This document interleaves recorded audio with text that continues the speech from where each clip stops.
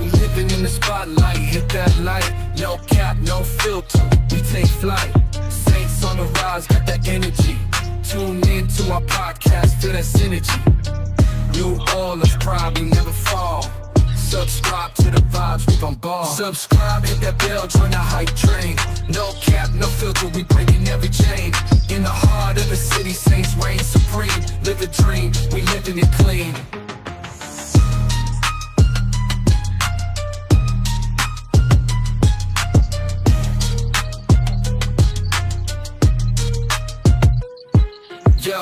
Yo, King Camara run that play. Crystal Lava flying, making waves every day. Take some heels, switch it up, always on the go. Cam joining the fans, putting on a show.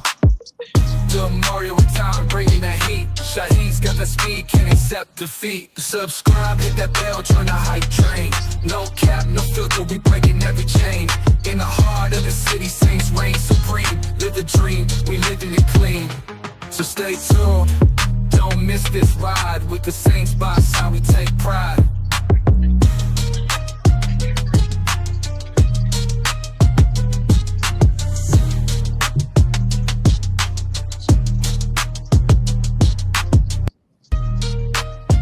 Yo, we living in.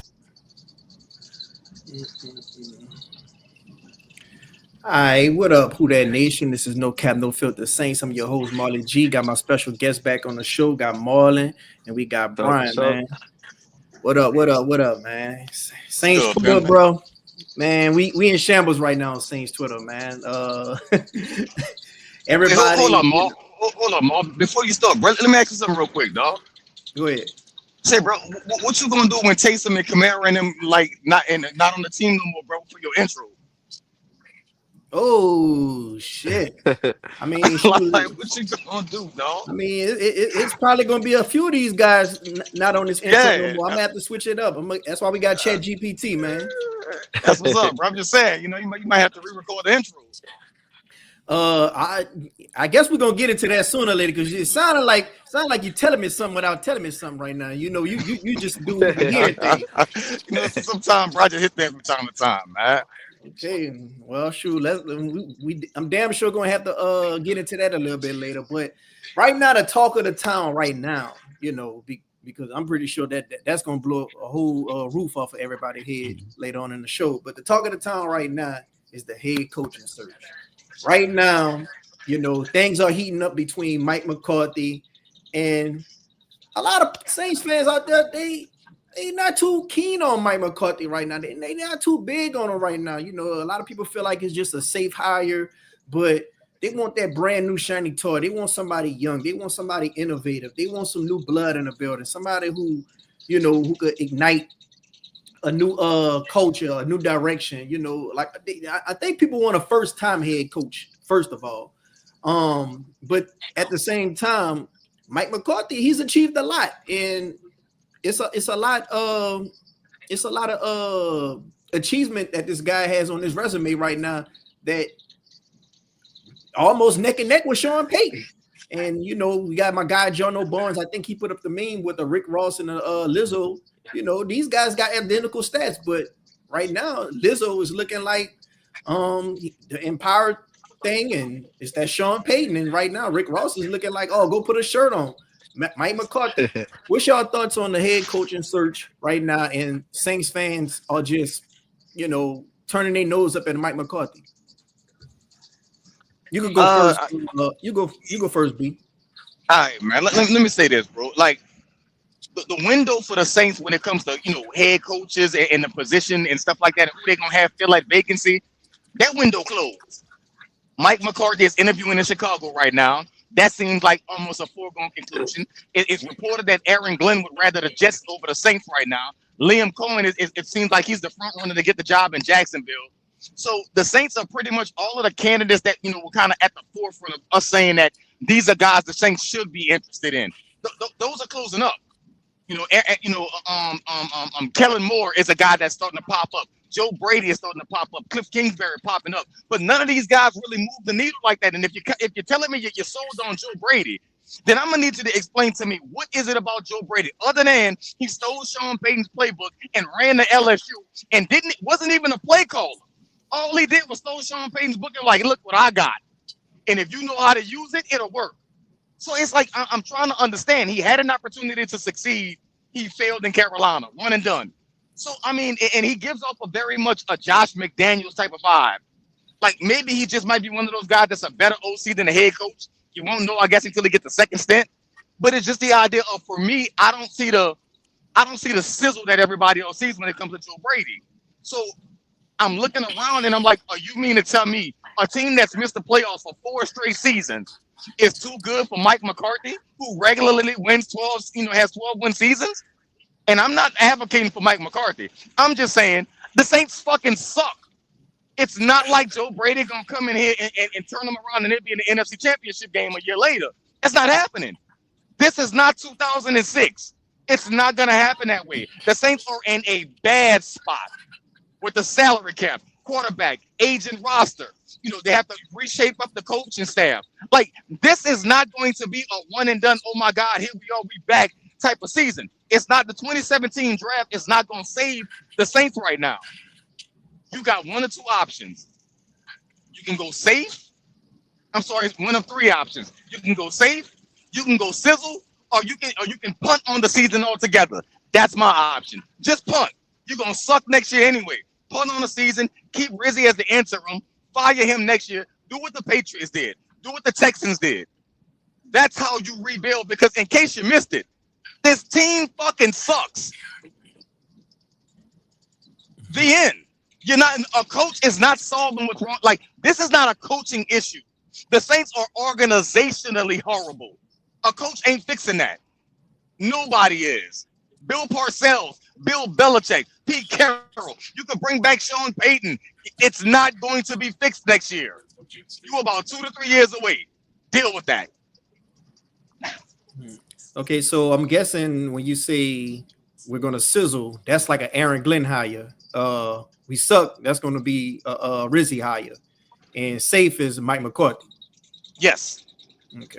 I would say Aaron Glenn, Joe Brady. These are, Kellen Moore. All of these fast names. These are more sizzled because there's potential there, but we don't. But that's not proven. With Mike McCarthy, you got proven. It's safe, but you really don't like it because it's not flashy. And then, of course, there's punting on the season, which is keeping Darren Rizzi and not even Derek Carr, but get rid of Derek Carr, keep Darren Rizzi, play Spencer, lose 14 games next year, and put yourself in a position to be better next year. Because if you got a top 5 pick, a salary cap of $100 million, and the coach gets to come in and rebuild this thing from the ground up, now that's attractive. Being $60 million in cap hell with the potential to keep Derek Carr, that ain't attracting nobody, and we don't have to guess on this anymore. The coaches are telling us this right now. What's your thoughts, Marlon? I mean, I kind of agree with some of his points, well, with a good amount of his points.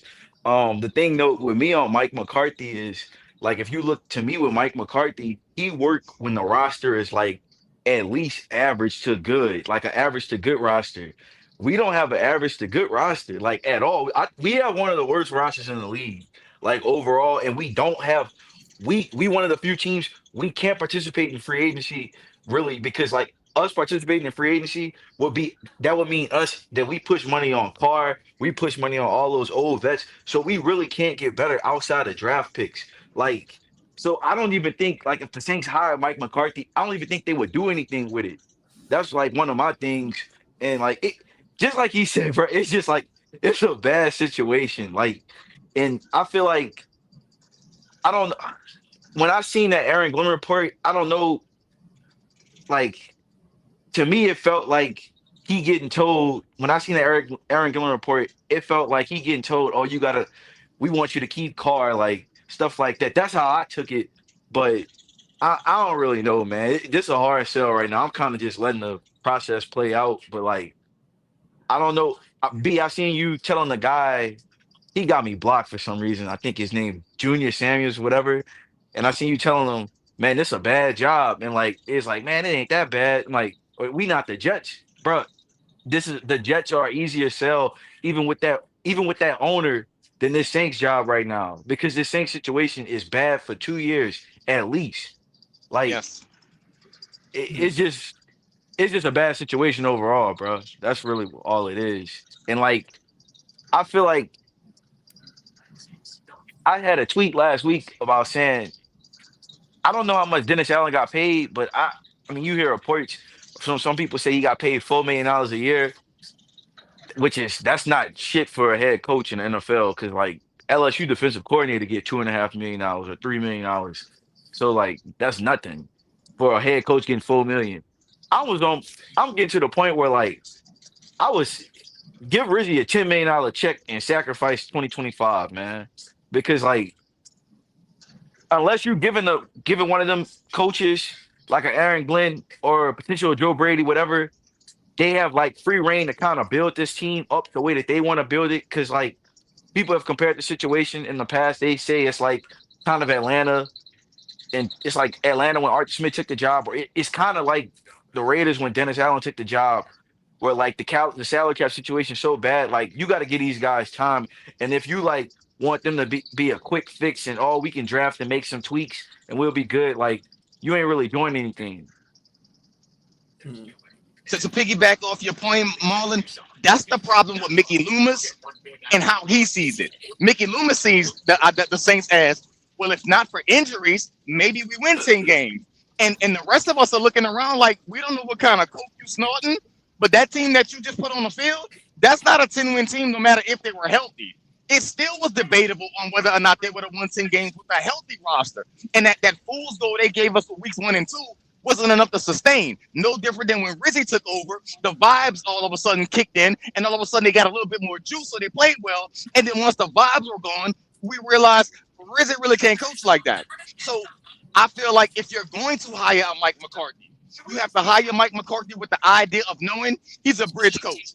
Come in, try to rebuild, develop some play. Like if Mike McCarthy comes in and develops Spencer Rattler, then what you basically did was you hired Mike McCarthy to be a babysitter for a couple of years, develop the team, bring in some talent, and now you're gonna hire your real coach and say, take us to the promised land. Almost Yeah. like what we saw Tampa Bay do with Tony Dungy. They brought in Tony Dungy. He cultivated that roster. They got rid of him. They brought in John Gruden, Super Bowl team.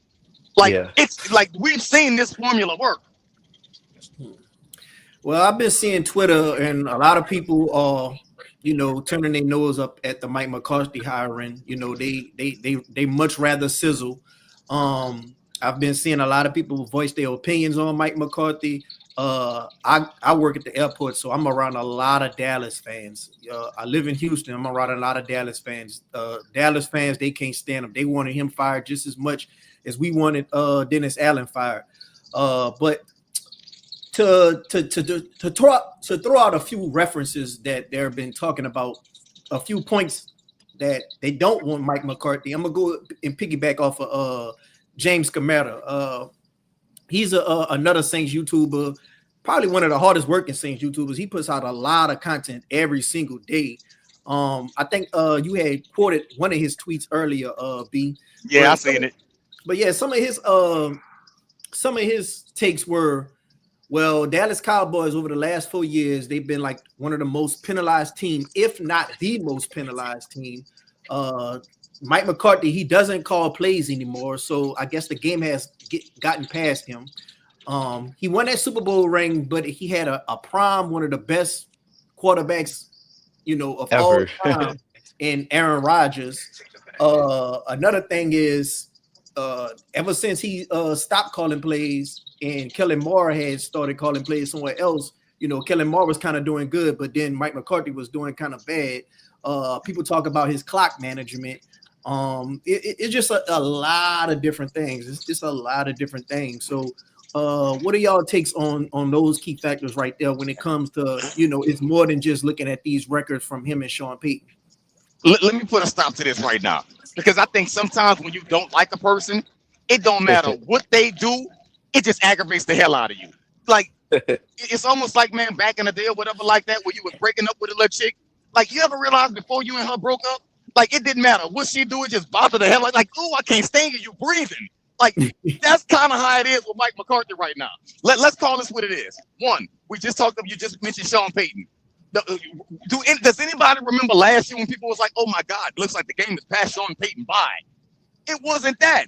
He didn't have a chance to get acclimated into what he was, and now he's back. Sean Payton just went to the playoffs with a rookie quarterback after a bad start.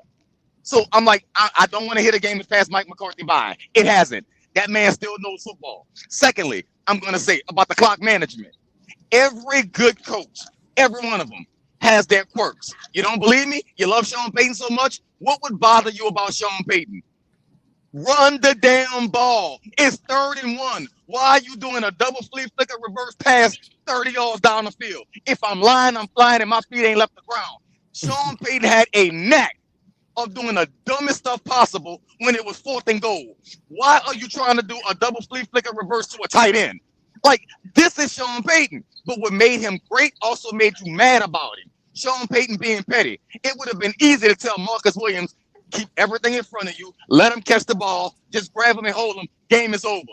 Sean Payton got aggressive. He on the sidelines doing the skull clap. Like, everything you love about Sean, you also hated at some point because it got on your nerves. That's Mike McCarthy. I don't care about clock management because every coach has their quirks. The game ain't passing by. His offense is not bad. He had to take the play calling back from Kellen Moore because Kellen Moore started getting a little bit too cute. But it's the idea of if you pay attention to any good coach, they're gonna have something that bothers you. So some of the problems that people address with Mike McCarthy, it's just them not liking Mike McCarthy and about the penalties. Let's call this what it is. If you, Molly G, Marlon, y'all at work, your best friend is the supervisor. How disciplined are you going to be on the job? That's the Dallas Cowboys. I don't have to listen to my manager because the nigga above him, excuse me, my bad, bro. I mean to go that. The guy above him is my homeboy. It don't matter what you tell me as my manager. When I could go above you and talk to my supervisor. That's the culture Dallas has created. How do I know that? Because who has a press conference after every single game? Jerry Jones. Who got a radio show every week in Dallas? Jerry Jones. Who talking to the media before? Jerry Jones. Who got Stephen A on speed dial? Jerry Jones. I'm not listening to nothing Mike McCarthy tell me. I could go talk to Jerry Jones. They got. I went to the Dallas game this year and they have the tour, and I did the high premium tour. When I tell you everything is open, like we even get to go into the press conference room before the players, like before the coaches go in. They have like these radio shows like on the like in the building. You get to walk past the players, kinda. You get to go into the thing. Like everything is open. So you kind of got to take some stuff in Dallas with a grain of salt. I think he did good in Dallas. They didn't win enough in the playoffs, and it was kind of time to move on. He served his 5 years. He wasn't a bad coach. He got Dak Prescott best year, but like I don't think Mike McCarthy's ever been a bad coach in my estimation. I know I'm a guy that I'm not the biggest Sean Payton fan because he blocked me on Twitter a while ago, about 3-4 years ago. But I used to always bring. I'm like, man, they got the same record. Obviously, Sean's situation was different. Like taking over Green Bay that got Aaron Rodgers in the wings and Brett Favre, who them Hall of Famers, is way different than taking on the Saints in '06. Even similar with Mike Tomlin, like you getting a team that won the Super Bowl the year before. So like I always respected Sean as a builder, kind of what happened here in New Orleans. But like McCarthy, not a bad coach. I just don't think it worked with this Saints team. If you told me McCarthy was the coach when like 3 years ago when they hired Dennis Allen, okay, you can get me on board with that. But like now when it's time to rebuild and reset, I just can't get with it. I respect that. The only thing I push back on is I watched Mike McCarthy with Aaron Brooks. Aaron Brooks was a nobody. He turned him into a Pro Bowler. We watched him with Favre and Aaron Rodgers and Dak Prescott. This is why I don't pay attention to Dallas Cowboy fans. There were Cowboy fans saying bench Dak and play Cooper Rush. Like, you can't listen to that kind of delusion. So for me, the only thing I say about Mike McCarthy, and again, I'm not advocating for him. I'm just saying if he's hired, it doesn't bother me because if Spencer Rattler is your guy moving forward, I trust Mike McCarthy with Spencer Rattler. I don't trust Joe Brady. I don't trust Kellen Moore. I really don't trust Cliff Kingsbury, to be honest. I damn sure don't trust Anthony Weaver. I trust Mike McCarthy because he has a track record of being able to say, you know what? If I see something here, I can do something with it. Mike McCarthy was responsible for bringing in Taysom Hill up in Green Bay. It just so happens he couldn't do nothing with him. Mm-hmm. So then Sean took him on. So it's like it's the ability to identify talent at the quarterback position is there. Like, let's not forget he did draft Aaron Rodgers. You know what I'm saying? Like, let's not forget this. So for me, Aaron Rodgers was there the year before he got you know what? drafted. The You're year right. before, He but got you right. He I don't developed like him. the one thing I don't like is like they make it like Aaron Rodgers developed on his own. Like, no, He he did needs to not. get credit for that development, and I don't Yes, like that that and he you're right don't get about that. credit for that development.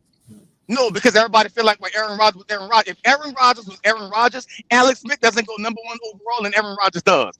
Aaron Rodgers sat to the 24th pick for a reason. That means 24 other teams passed up on him, and some of them were quarterback needy teams. And they said sit there until Green Bay went got him. And I'll never forget the look on his face and that thing because everybody told him he was going top five.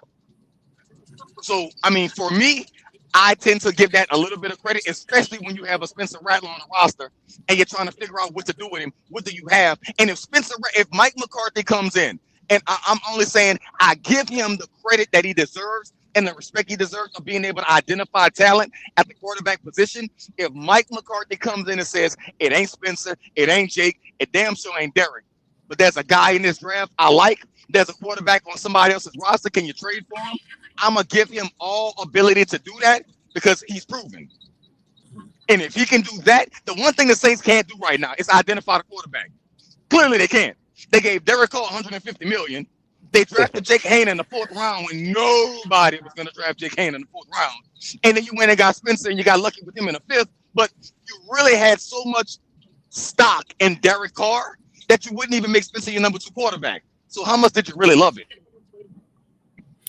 Okay, So it's so like if that's the case, give Mike McCarthy full reign and whatever he said is what it is. okay, so what do y'all think about the idea of? Well, first of all, they went 12-5, I believe, like the first 3 years in a row before this last year, which I thought and a lot of other people thought that their roster wasn't capable of doing that same thing. So a lot of people kind of predicted them not winning 12 games with the Cowboys. I'm talking about the similarities between Dak Prescott and Derek Carr. Like, do y'all think if Mike McCarthy had Derek Carr, do you think he could at least win this division by the division being so kind of winnable? No, Fuck no. because the Fuck same no. problems he's having in Dallas, he was going to have in New Orleans. Like, the problem with Dallas is the offensive line went to shit, and they went to shit quickly. Because at one time, you had an all-pro left tackle in Tyron Smith. He's no longer there. I will never forget that boy ragdolling Junior Gillette and throwing him halfway across the country when Junior Gillette was trying to do a pass rush move. It was beyond impressive because Junior used to be able to get after the quarterback. Tyron Smith threw that man into the third rope. So for that, my point for that is saying they had an all-pro offensive line. It's not a coincidence that Dallas was winning 12 games a year when they had an all-pro offensive line, and the year that they didn't, they suffered. No running game. Zeke Elliott gone. Tony Pollard gone. Like, they didn't have it. All you basically had was Dak Prescott and CeeDee Lamb, and they thought that was going to work. You add Brandon Cooks for a little sizzle, but it didn't do anything because you really didn't have the offensive line at the time. It's not a secret Dak got hurt this year. No offensive line. So for me, you could have put Mike McCarthy in the same spot you put Dennis Allen, and you would have got the same result with a better. Now, maybe Mike McCarthy wins some of the games, Dennis Allen loses because he's a smarter coach. But playoffs? Are you kidding me? Playoffs? Not happening. X's and O's cool, but at a certain point, you need Jimmys and Joes, and Dallas got way more of them than the Saints got. And he still couldn't Even win. yeah. But I'm saying I'm not gonna go to this year because like they obviously got worse. Dallas real window was 2021 through 2023. They was missing Agreed. maybe one guy, but like those teams should have won. Like that shit last year, that was a championship level team to me.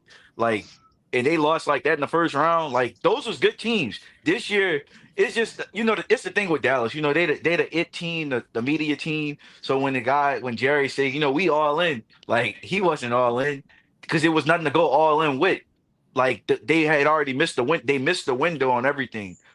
Like the window was like I said, those previous 3 years, but Dallas did like those teams that was winning 12 games with McCarthy, like they had way more Jimmys and Joes than we I'm do. And Kurt, oh, you got to be. I'm my apologies, bro. Let me ask this thing. I promise I ain't mean to cut you now. It's my apology. I'm gonna ask you, brother, a question.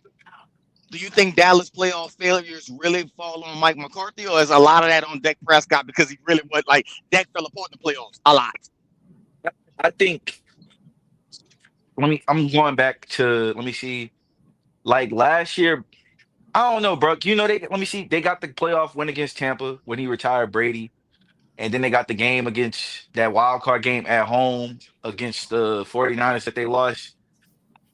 I think they defense for the most part will play good, but like the Dak Prescott will like fall apart in some of these games. And then the one last year was just embarrassing.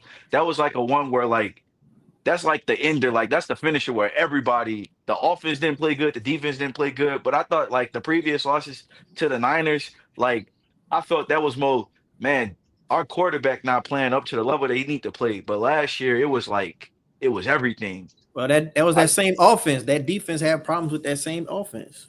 Yeah. But even like they playoff games against the 49ers, like, bro, I know they would get whooped on in the regular season, but like, man, they held the people to like I think 17 points.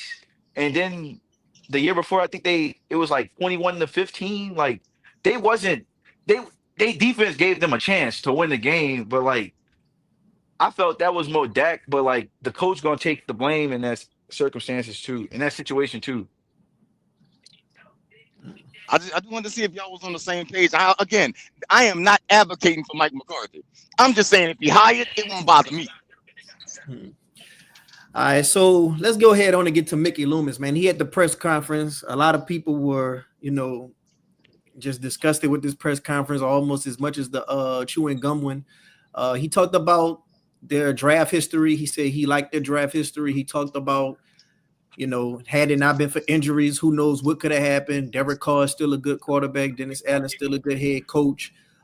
Their salary cap issues is not as big as what people think it is, because other teams got to have to deal with their salary cap as well. Mind you, we further along from the Browns, and we just like up in the worst hell. But he also talked about the contract, not signing guys to contracts and having them leave to other teams. He said he's not happy with it, but at least they scouted him right. So what do y'all think about the whole Mickey Loomis press conference? You want to go Take first, this D? one, right? Nah, you Oh, take this one, right? I thought this one was worse than the one last year. And I didn't the one last year, I seen it in like clips, but like I thought this one was worse. I don't know. I can deal with the shit last year, but like at a certain point, man, you got to be honest. Like that quote, what was the quote that he had about you know, damn, I gotta find that quote. Y'all remember what Uh, the quote he said about he the said, look just beyond the because results. Look beyond the not results. it's worse. That shit this year was way worse than look beyond the results to me. Let Uh, me see. I'm not Uh, sure what the quote is for. I'm You talking coming. about, I'm coming. you It talking was the about for one this year from or last year? this is the one from this year. I'm coming. Let me see what he said. Just because the results aren't what we want doesn't mean we're doing something wrong. Like I thought that was way worse than look beyond the results, in my personal opinion.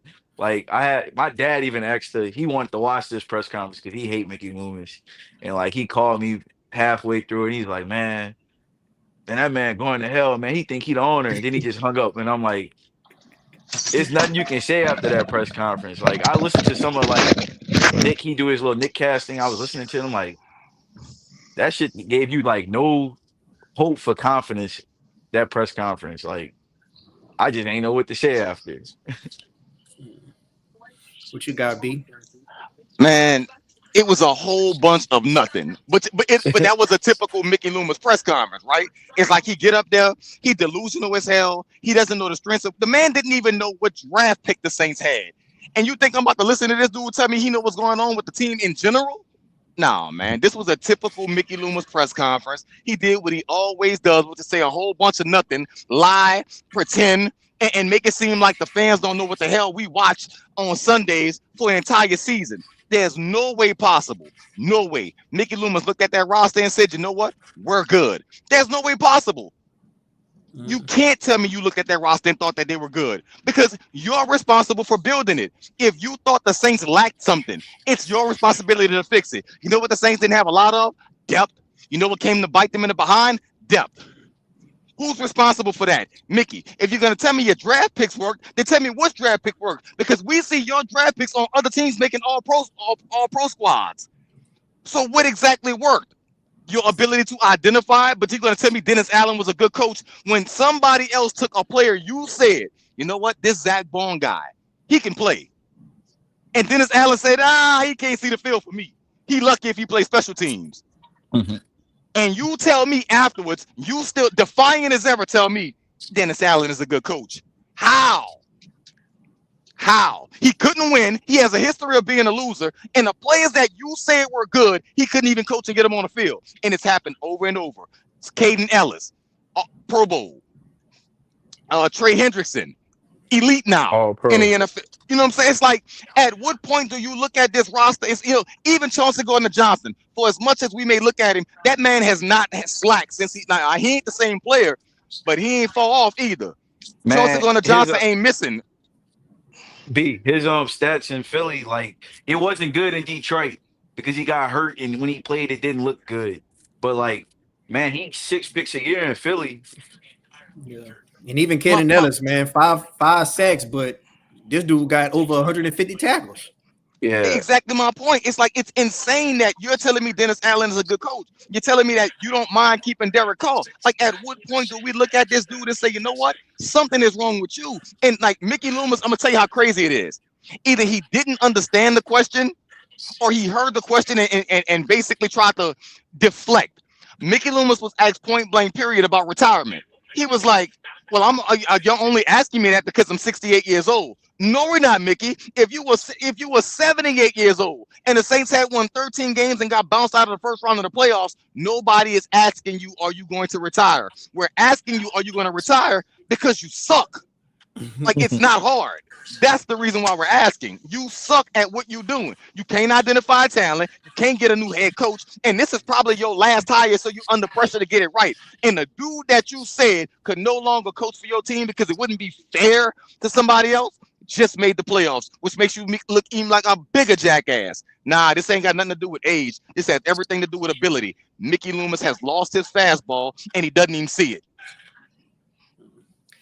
If y'all we got 10 people up in here watching, it's fluctuating from 10 to 15. If y'all up in here, y'all like the content, go ahead on and hit the like button. Go ahead on and subscribe if you're not subscribed. And if you got any questions for B or any questions for Marlon, go ahead on and put y'all questions down in the comment section below, and we'll get to it as soon as possible. But right now, we're gonna pivot right now and get from the staff and get to the players, because in the intro, B had kind of alluded to something, and I'm trying to be a little nosy right now. B, you been hearing anything about Taysom Hill and Alvin Kamara?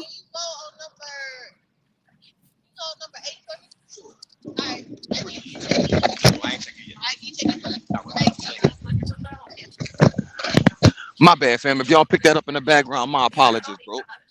That's cool. That's cool. You hear what I said? Or I gotta repeat it. Now, repeat it for me, fam. My apologies, bro. I'm here in Atlanta, man. I've been on the East Coast this whole run wise, basically hell freezing over, man. So I've been on the East Coast trying to make this money, bro. What's good? I'm sorry, I missed it. Yeah, man. Be safe out there on that road. But I just basically was asking you. You kind of alluded to something early on in the show, and I was trying to, spin the block on it real quick. You know what I'm saying? Have you been hearing anything through the grapevine when it comes to players such as Alvin Kamara and Taysom Hill? Not necessarily, man, but it's just a natural cleansing, if you want to call it that. The Saints have to make moves. So at this point, what you've done is you put yourself in two positions. One, you keep Derek Carr. If you keep Derek Carr, somebody else has to go.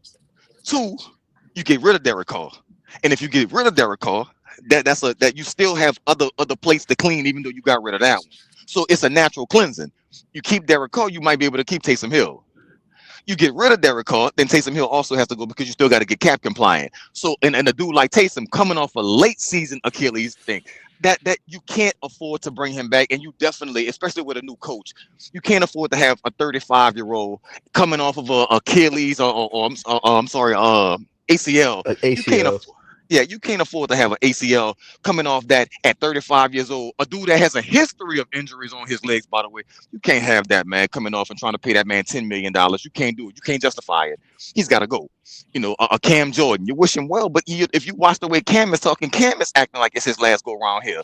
DeMario is another guy. You love him to death, man. He was a warrior, but I don't care if he never misses another game in his career. He got to go. Like at some point, everybody has to be shown the door, and that's the only way the Saints will get cap compliant. Not to mention that, but again, I'm of the mind frame of from the whispers and the moves that are being made and the way they're making moves that it's going to be some sort of way the Saints are going to have to like basically punt on the next season, either with personnel or with coaches. Mhm. What you got to say, Marlon? I know the cap talk is special. Oh yeah. The way I would do it, I've been telling people I would cut Carr, and you would try to hope to work out some type of pay cut with Taysom and Cam, and then you Taysom and Cam, and then you have to restructure.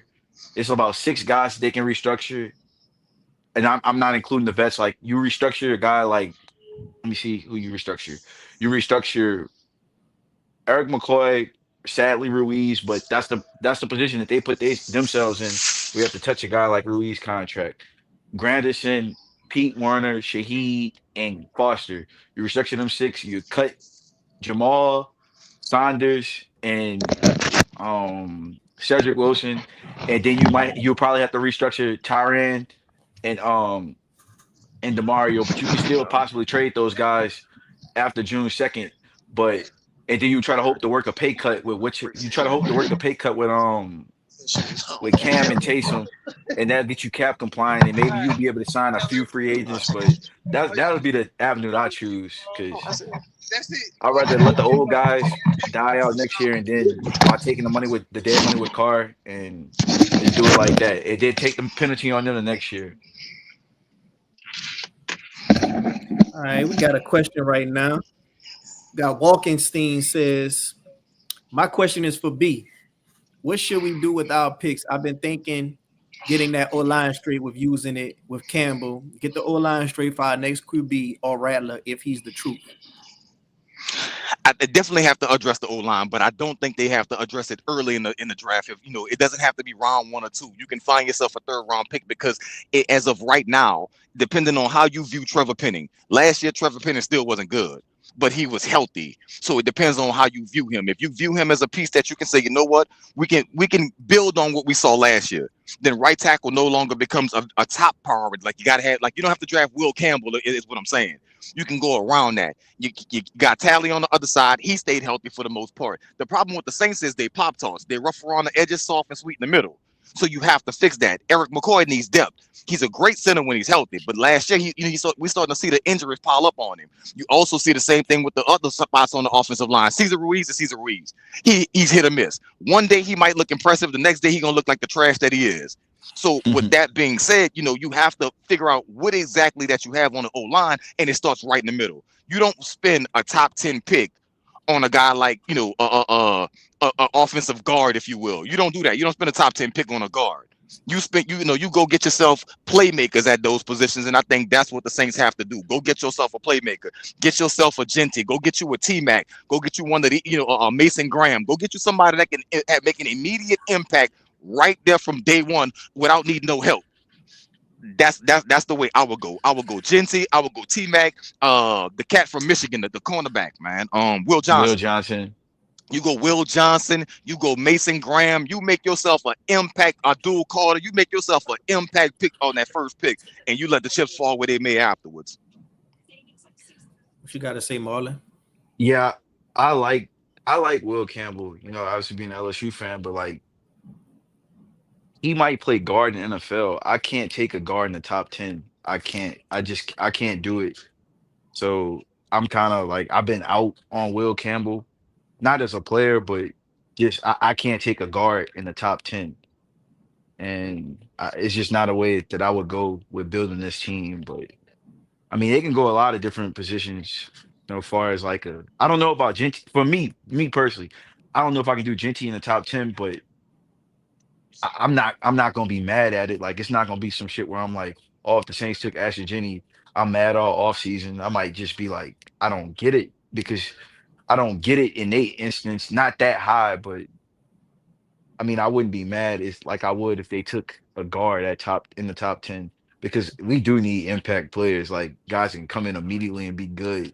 Like that first pick has to be like a he got to be first team, like first team all rookie a lot. Like I don't want to hear development with any of these guys that they taken potentially in the top 10, or even if they traded back like 5 spots. I don't want to hear anything about oh well we looking for this guy to develop. No, you need to be that guy off the rip. Uh, got 12 people up in here watching. If you like the content, go ahead on and hit the like button and help out the channel. Go ahead on and subscribe if you're not subscribed. And if you have any questions for the guests, go ahead on and put the question down below, and we'll get to your question as soon as possible. Not too long ago, Brian, you were mentioning a guy by the name of Kyle McCord to me. I went and checked out his highlights. I liked him. I like what I seen. You know, got a little confidence with him, got a little swag with him. Probably gonna come out with a chip on the shoulder because he's probably not the talk of the town like the Cam Wards, your Shador Sanders, and you know all the guys before him. He just declared for the NFL draft, so it'll be something if the Saints had took him and hired Mike McCarthy all in the same offseason. What's your thoughts? I mean, personally, bro, I love Kyle McCord. I love everything about the way he plays. My comp for him is Jordan Love, and I know Jordan Love didn't go out there and play his best ball recently, but doesn't change the fact that the dude can absolutely play football, man. So for me, I love Kyle McCord. I love what he brings to the table. I think he can be a solid day 2 pick, and if you pick him, then there's no harm, no foul with that. So yeah, I'm all over Kyle McCord, man. I think he's going to be, when I say absolutely excellent, he's going to be an excellent, young quarterback. If you get him with the right coach, right system, you put some weapons around him, you'll see what he does. He started off at Ohio State. So I mean, you start off at Ohio State, you bring yourself, over to Syracuse, so you can get a chance to play ball. And not only do you play, but when you play, you excel when you do it. I mean, led the country in passing. I think up in the top 5 or touchdowns or something like that. I don't have the stats in front of me, forgive me, but if you ever pay attention to him, the boy can absolute ball. And I didn't pay attention to him like I got to watch every single snap type of thing. I'm a degenerate gambler, so when I bet Syracuse, my money hit, and the reason why it hit, and it hit a lot, was because of Kyle McCord. So you got the gambling ties with him. Okay, I see.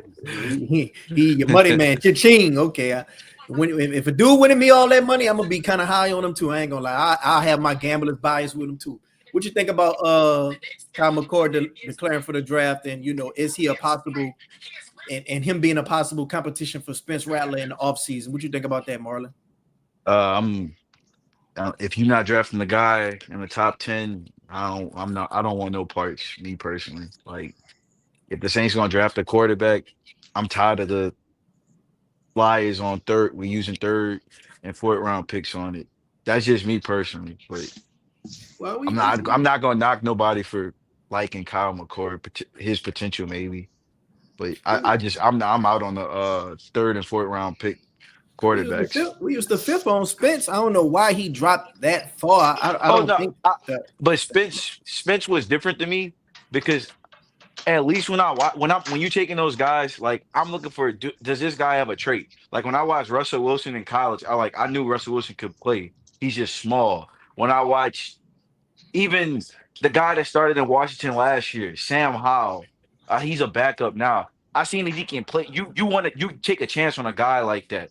Even Dak Prescott, that was obvious, but Dak had a DUI. That's really the reason why he fell to the fourth round. He probably should have went in the second round at least. But like you looking to see if guys like can really be something. I'm not even Kirk Cousins. I seen Kirk Cousins play in college. Like he had potential. Now he's not gonna be like maybe he's not gonna be top 5 quarterback, but like you can see it with I'm past the Jake Hayner types. I guess I should say that type of Jake Hayner, Ian Book type of players. Thank you. But I mean, as far as Kyle McCord, I mean, I'm kind of just overall. I'm kind of just like I'd rather just go in it with Spencer and add like some type of vet, unless if you're not making a real investment in it, like a top 10 pick. I'd rather just like get a position player because we need so many players on this team.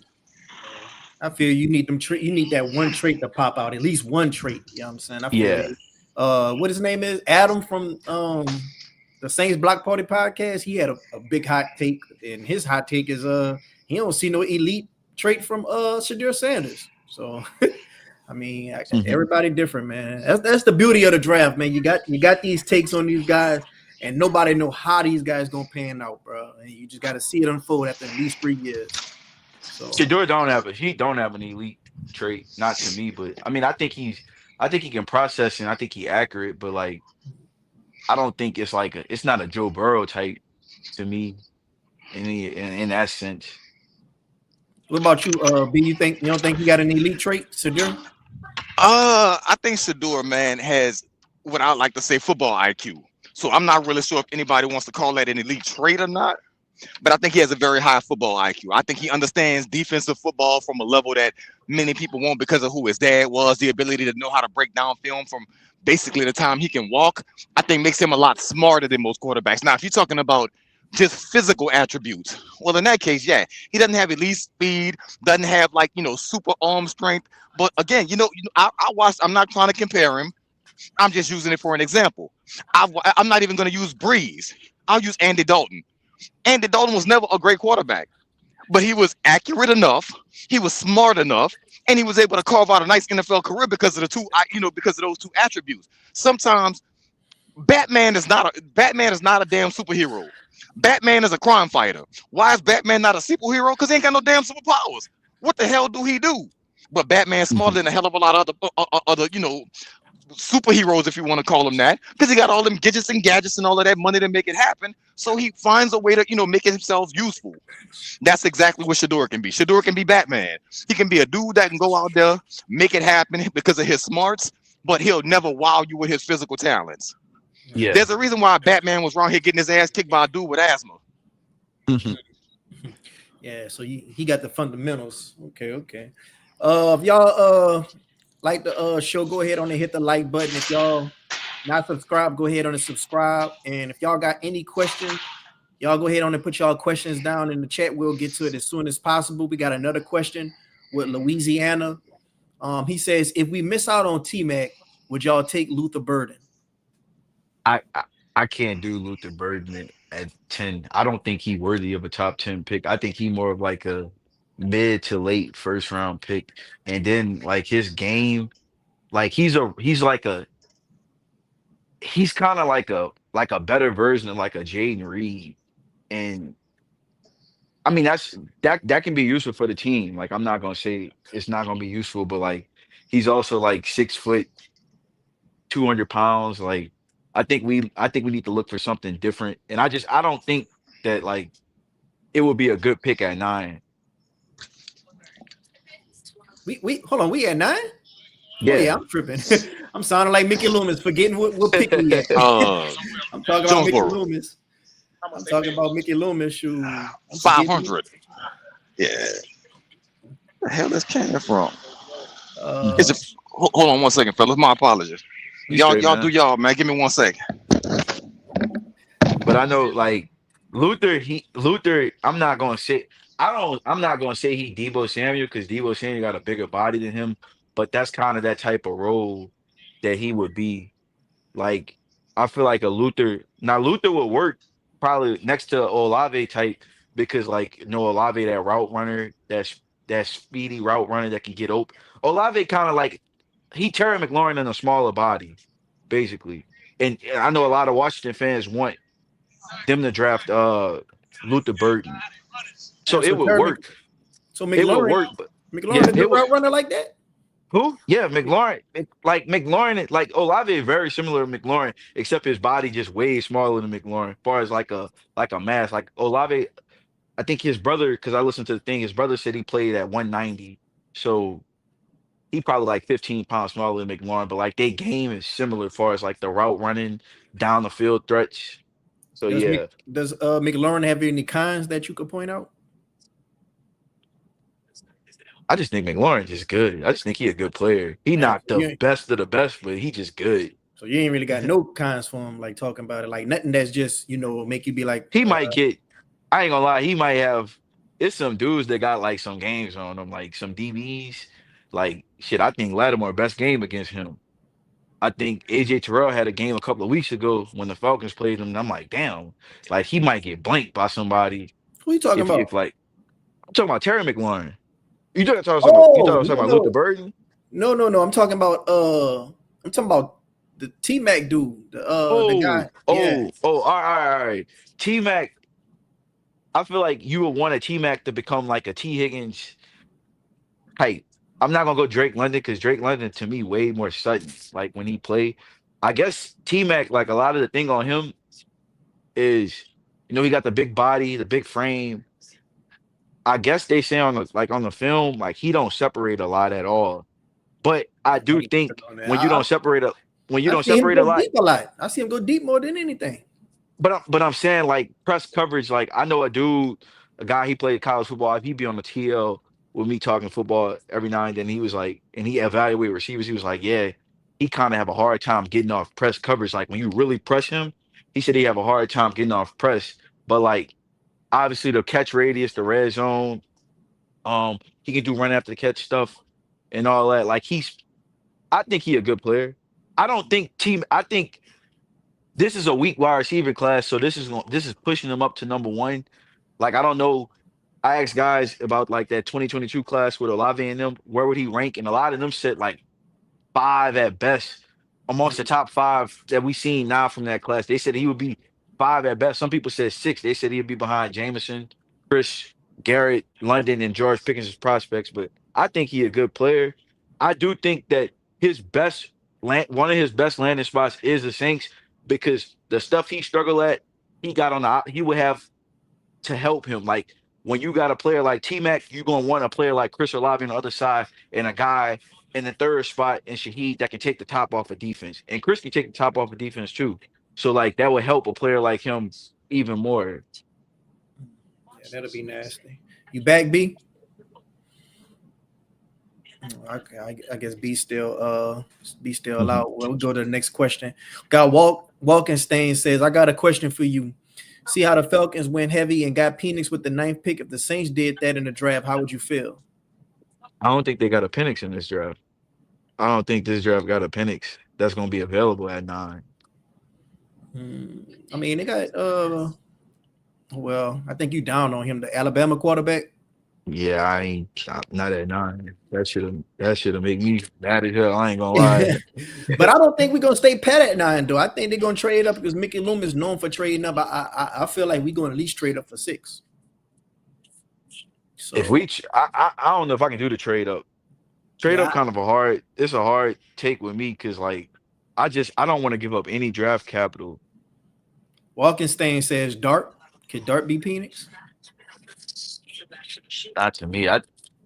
Maybe I end up wrong, but I feel like he just like a pure college quarterback. I think he like the white version of dude Matt Corral, who's like I think he was Hispanic, but they come from the same school. I think them dudes, me personally, I think they college QBs. So for sure, you think we should just stay pat at 9? Don't trade up and definitely don't trade back. Oh, I would trading back is to a certain degree. Like I'm not trading back 10 spots. I would be willing to trade back about 3 or 4 spots because it's a player that I like that's a pass catcher that like after like about 4 guys who is my guys, like I got my guys in the draft.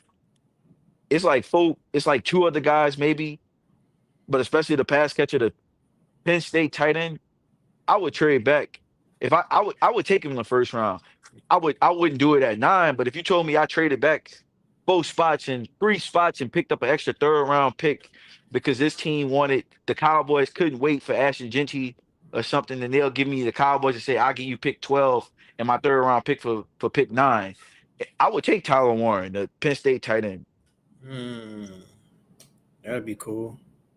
Because if we're gonna miss out on Abdul Carter, Mason Graham, all these guys that might be Pro Bowlers early in their career, I mean, I wouldn't mind Man, taking a Tyler Warren.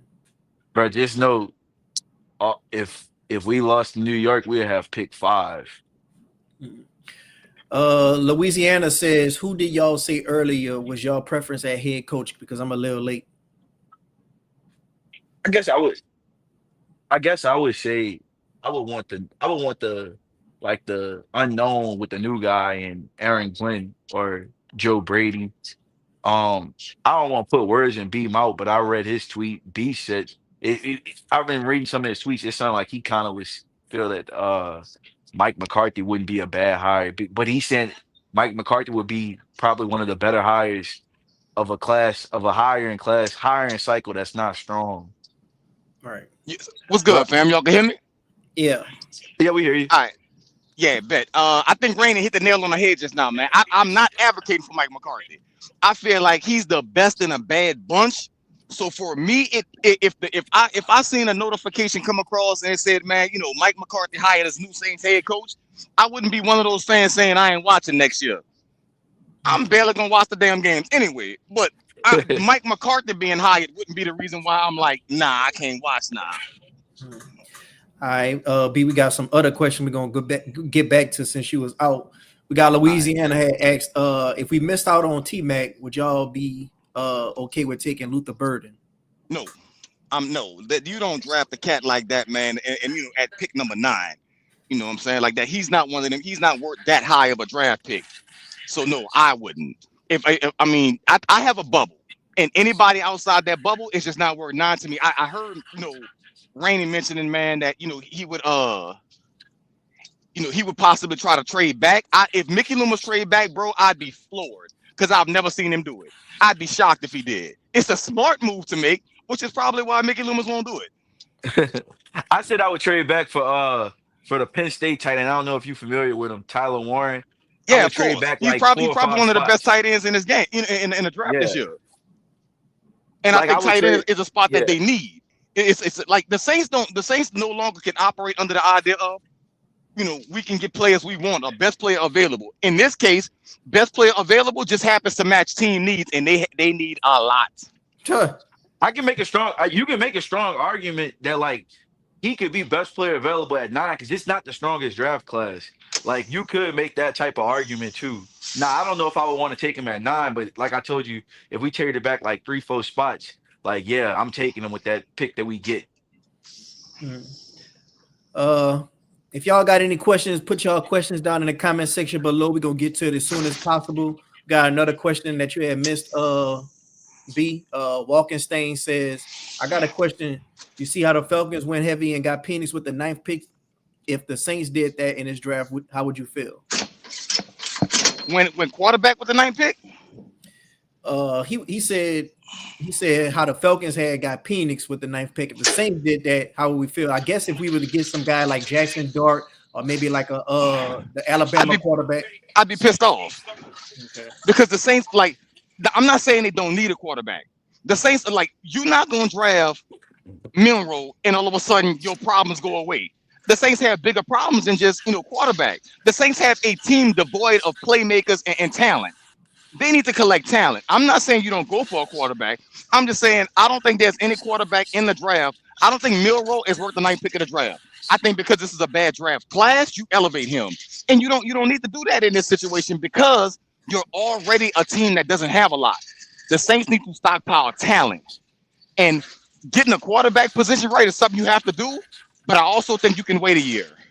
You can draft whoever you want. You ain't winning next year. Like you could draft Shador, you could draft Cam. You ain't winning with them next year. Don't tell that to Homer Q. Man, Q Man, my talking dog. about I ain't gonna 1 year lie, that's my rebuild, dog. But man. Q is out of his damn mind. Q think we are 27. Q think we gonna 2017 draft this thing. What he forgot was they had Sean Payton as head coach and they had Drew Brees at quarterback. Man, I think that's an element he forgets often. Man, Q gonna take them first 2 weeks to his grave. He don't care if we was healthy, relatively healthy, according to Q and a lot of other fans, we would have won at least. Would have been right there neck and neck with the Vikings. I'm sorry, what was that? I said, yeah, I lined up with the little slop thing that I'm in right now. My apologies, man. I said Q, uh, and a lot of other fans, they're gonna take them first 2 weeks to the grave. They don't care who we beat. They just know we dominated them, and had we been healthy, would have been winning 14 games. That's like, man, like I told Q this myself, bro. I was like, man, I kind of felt bad for him because it was the first time I ever saw him broken. Q came back and told me he wasn't broken. I'm like, nigga, do you know that I can see you? It was the Cat Williams thing, man. Louisiana says, if we miss Tyler Warren, Thank would you, y'all bro. be cool with Harold Fannin in later rounds?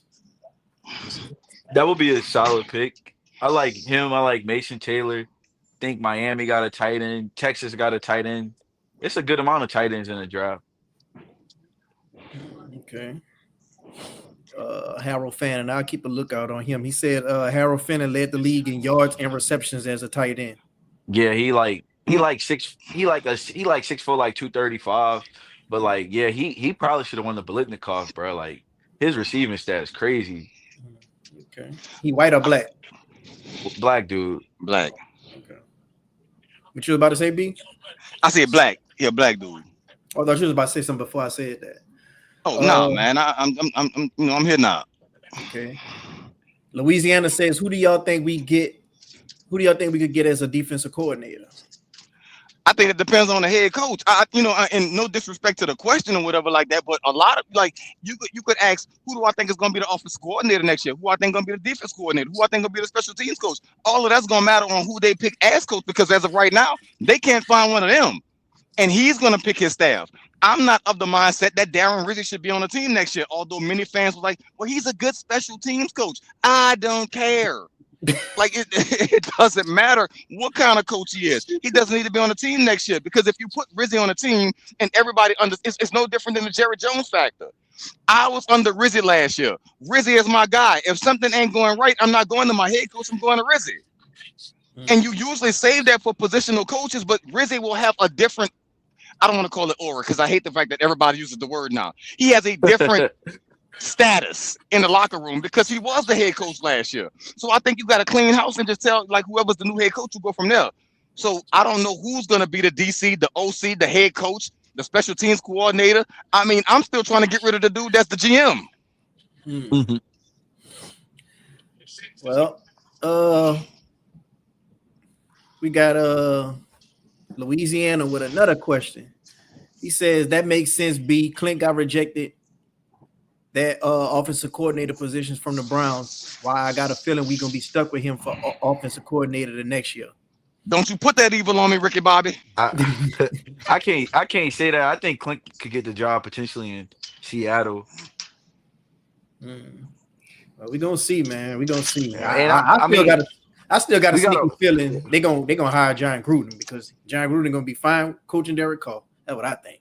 Man, if they hire John Gruden, bro, I'm actually not going to be shocked if that happened. I kind of mentioned it. I said Mickey Loomis acting like he's swinging and missing, only because I feel like at some point John Gruden going to pop back up. And I was one of the people at the forefront telling people, don't be surprised if John Gruden name pop back up. Not long afterwards, here comes John Gruden name popping back up. It's not like sometimes these moves are telegraphed, man, and sometimes people talk a little too much out there.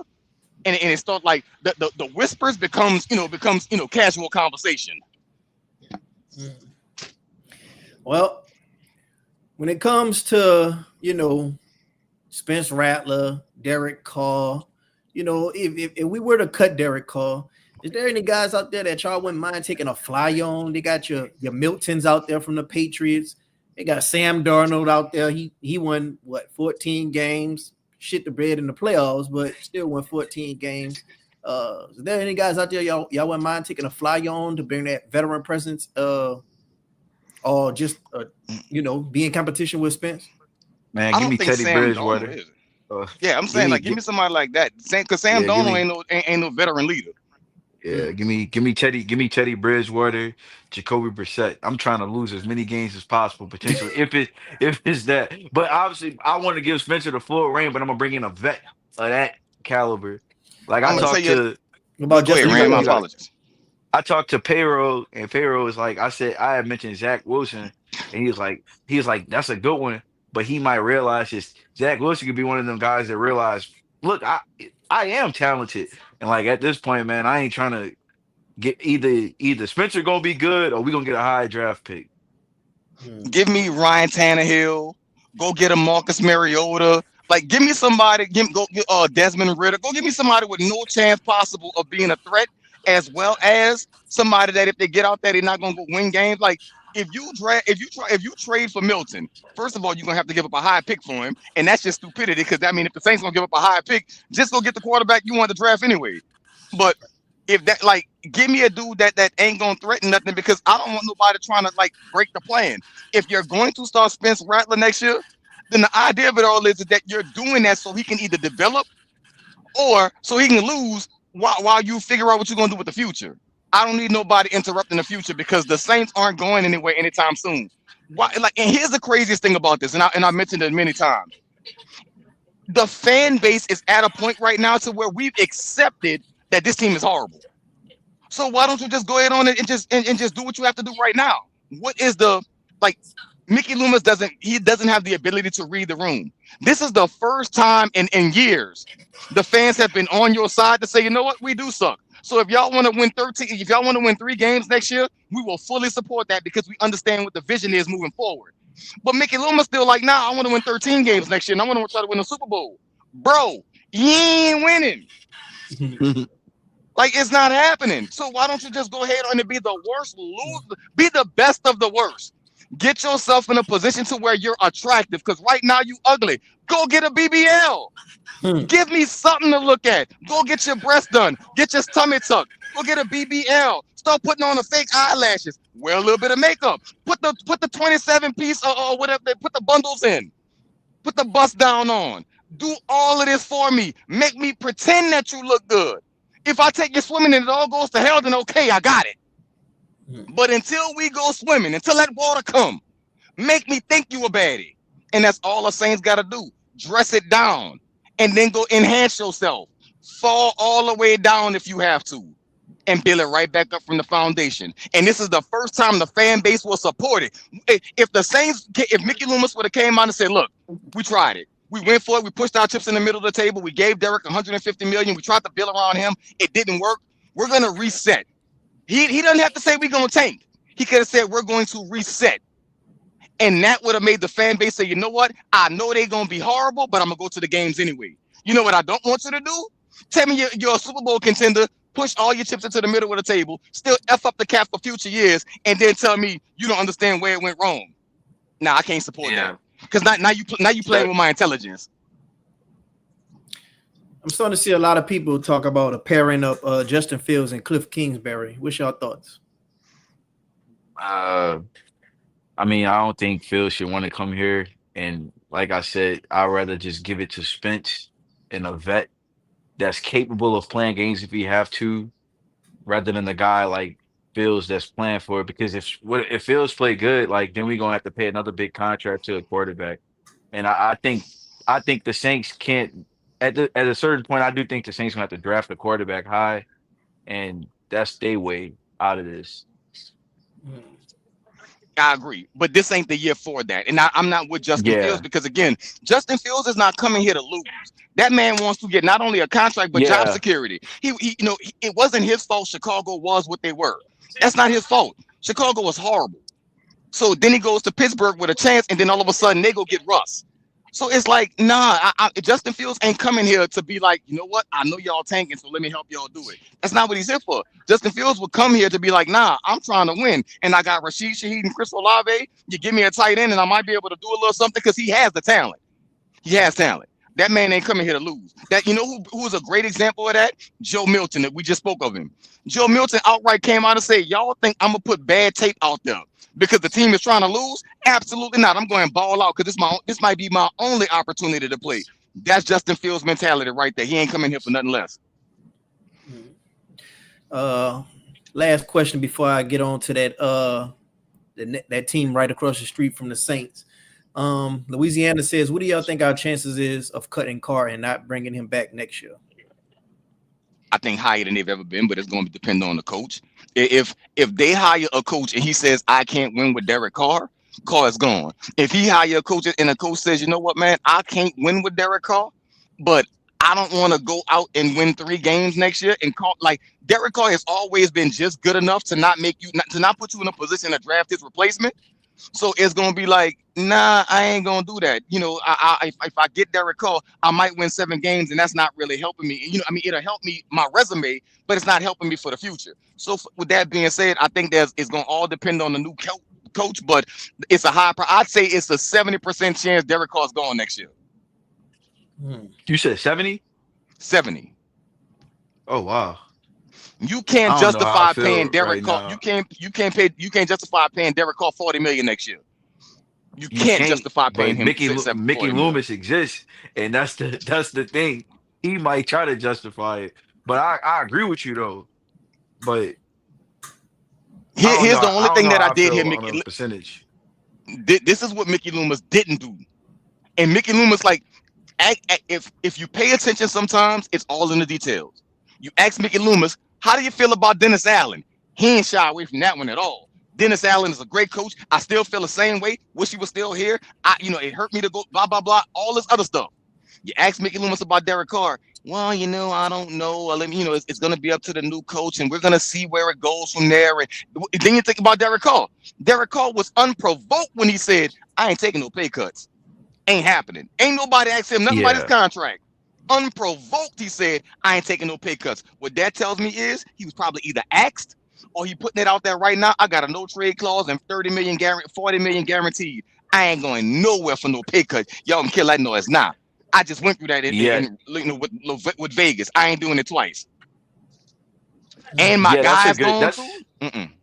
yeah, yeah. That's a good way to put it. Because like, I mean, shit. Me and my dad talk about it all the time. We about the Drew Brees contract negotiations in 2012. Like, they went to fucking battle with their best player ever. Yep. They Like, went to you arbitration think behind that. Yeah, like Derek Carr gonna tell you what he not gonna do? Like, and he got 10 million. He got the $10 million bonus. That's fully guaranteed. But like his money, like the 40 million, is not guaranteed, or the next other 30 million not guaranteed until like March. March That's if you 4th. keeping him. Yeah, it's like right the third day of the league. Yeah, I think it's the 16th. But like, Wait, yeah, I thought the he league putting year that started work. on the first. I thought it started March Nah, 4th. Was it March it 3rd? started like the second. It be starting like the second week of or like that. Damn, it's usually start like it started around like March 12th, March 13th. It's always around one of them days. Mhm. Well, let me see. But Um, him saying that unprovoked, because like they said that Cat Terrell didn't even ask him about a pay cut.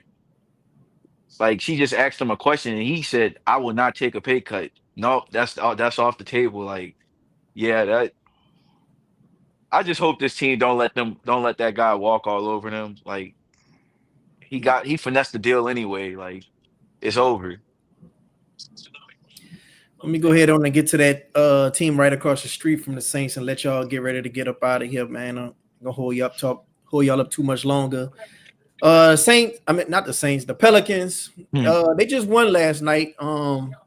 They improved to 9-32. Zion is back.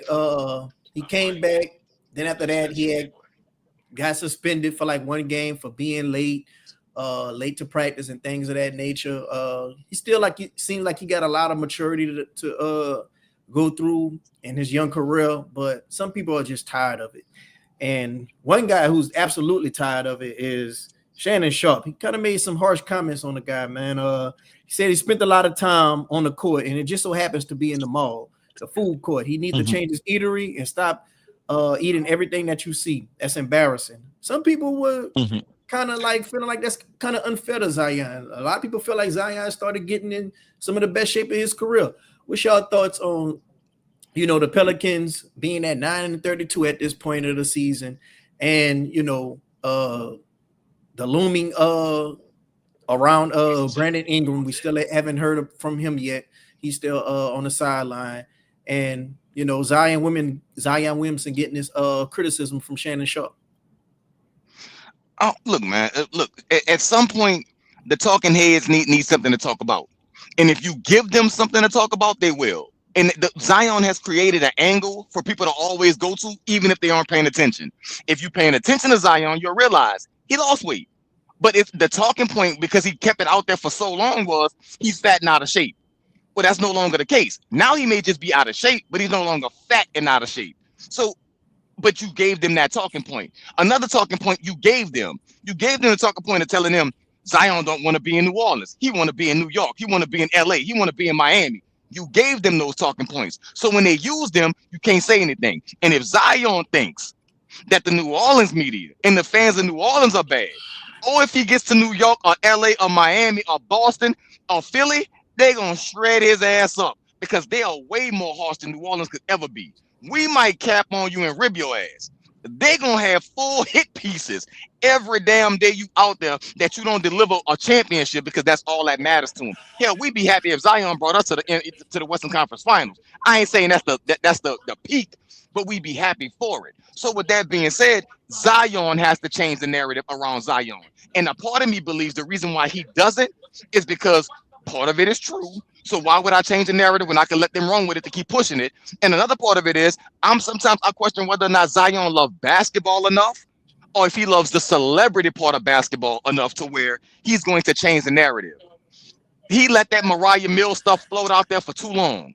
It shouldn't have floated out there. He let the fat narrative float for too long. It shouldn't have. He let the narrative, I don't care, sometimes it's not what you say, it's how you say it. Here's Zion. I don't really know how many times I gotta say this. I like playing in New Orleans. And if you love New Orleans, it'll love you back.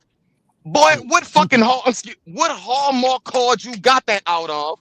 What quote did you get from Drew Brees to just regurgitate whenever somebody asks you the question? Like, it's not gonna work. You know what's gonna work? If Zion gets on there one day and say, you know what? I'm sick of it. I'm happy in New Orleans. I don't know where you're getting your information from. So Shannon Sharp, Stephen A. Smith, and all y'all else, I'm happy in New Orleans. I ain't going nowhere. It's the reason why I inked the contract extension. It's the reason why I didn't care what kind of provisions they put in my contract.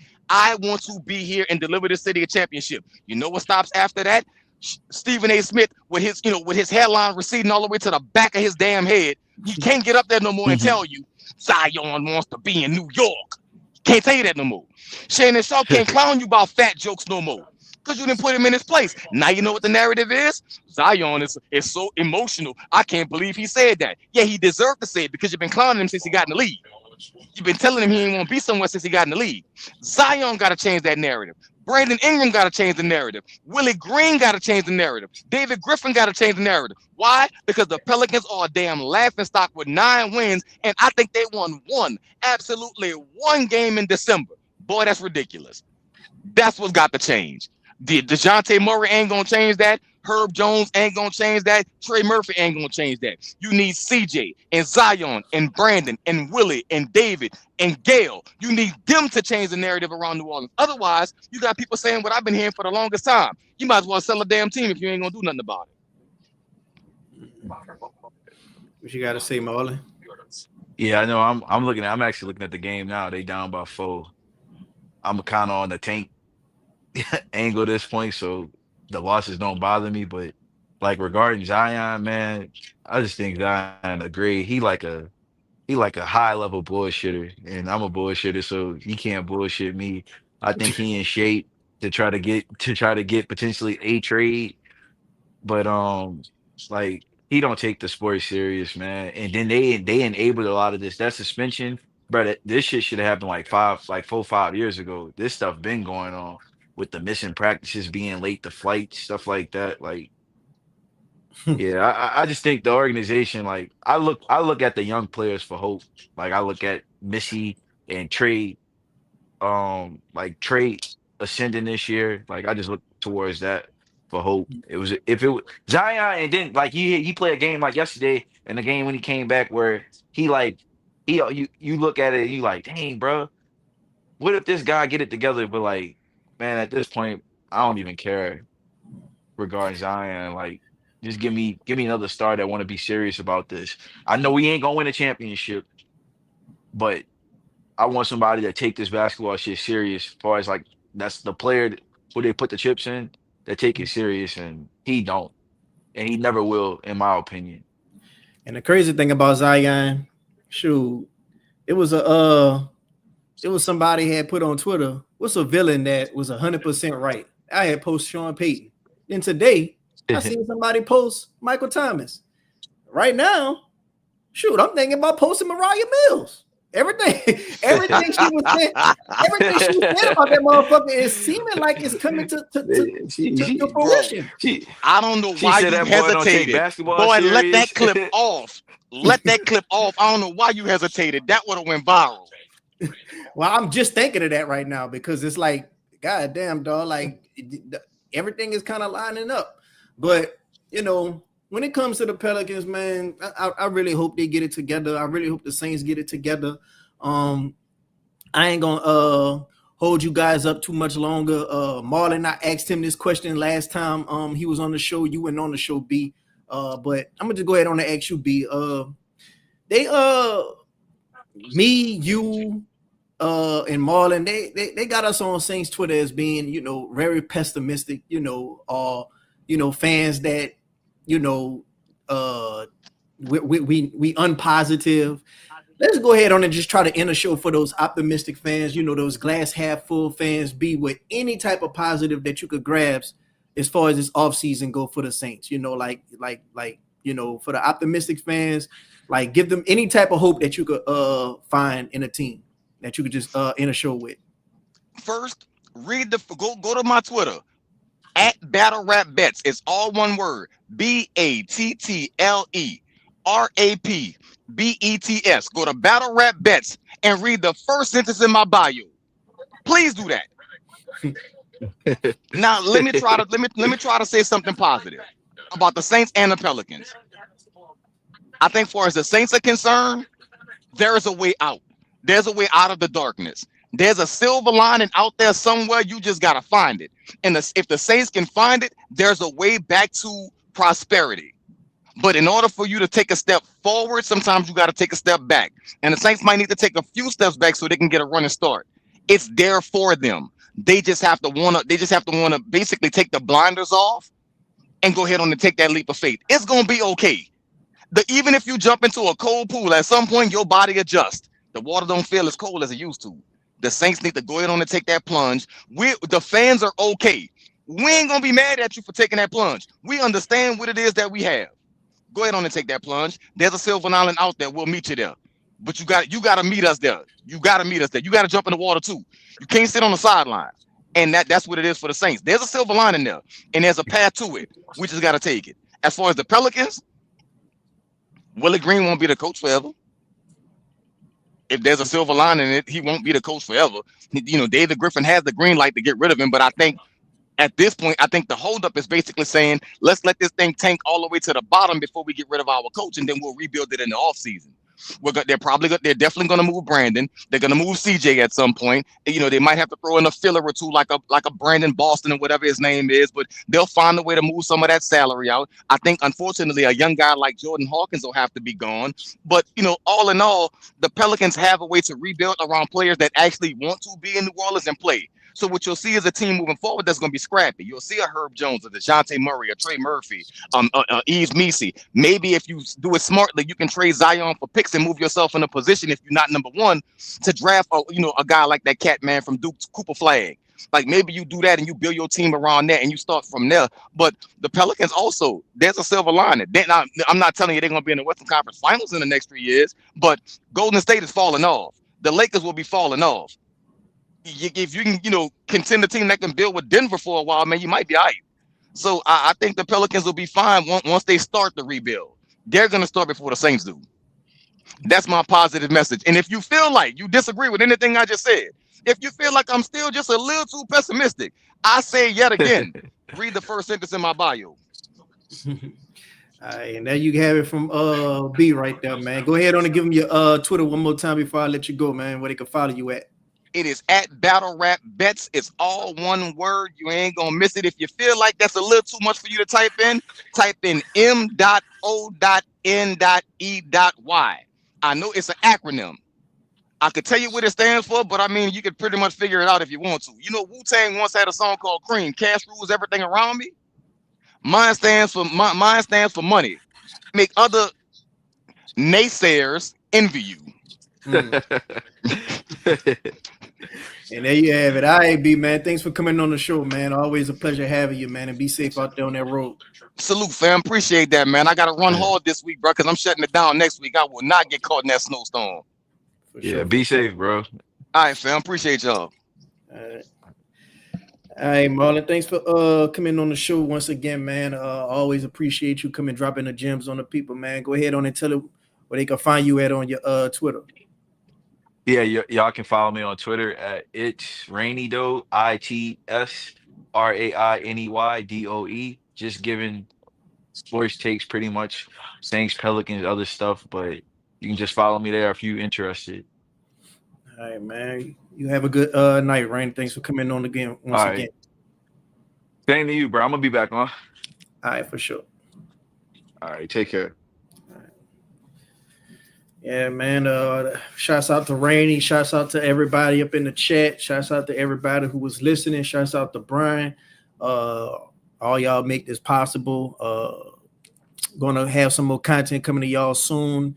If y'all like the content, go ahead on and hit the like button. If you're not subscribed and you've been watching the content, go ahead on and subscribe, man, and help out the channel. But let me know what y'all think down in the comment section below. Y'all for Mike McCarthy or y'all not for Mike McCarthy? Like, who do y'all want to be the Saints head coach? Who do y'all want to be the quarterback? You want to just roll with Rattler? You want to roll with Derek Carr? Hell, you might want Jake Hayner. Or do you want to just draft a guy? Or you want to just roll with somebody who's already in the league and established? Like, take a chance on a Sam Darnold or something. Throw him a bag. Let me know what y'all think in the comment section below. What are y'all for?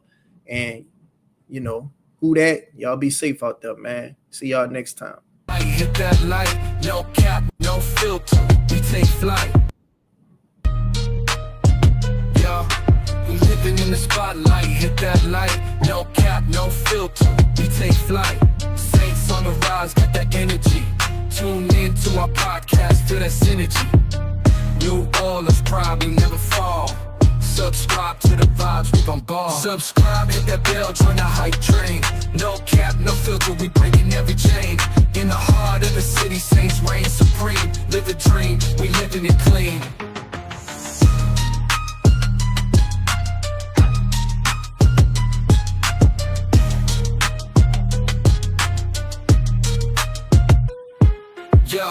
Yo, King Camara run that play. Crystal lava flying, making waves every day. Take some heels, switch it up, always on the go. Cam joining the fans, putting on a show. The Mario with time, bringing that heat. Shaheen's got that speed, can't accept defeat. Subscribe, hit that bell, join the hype train. No cap, no filter, we breaking every chain. In the heart of the city, Saints reign supreme. Live the dream, we living it clean. So stay tuned. Don't miss this ride with the Saints by side, we take pride.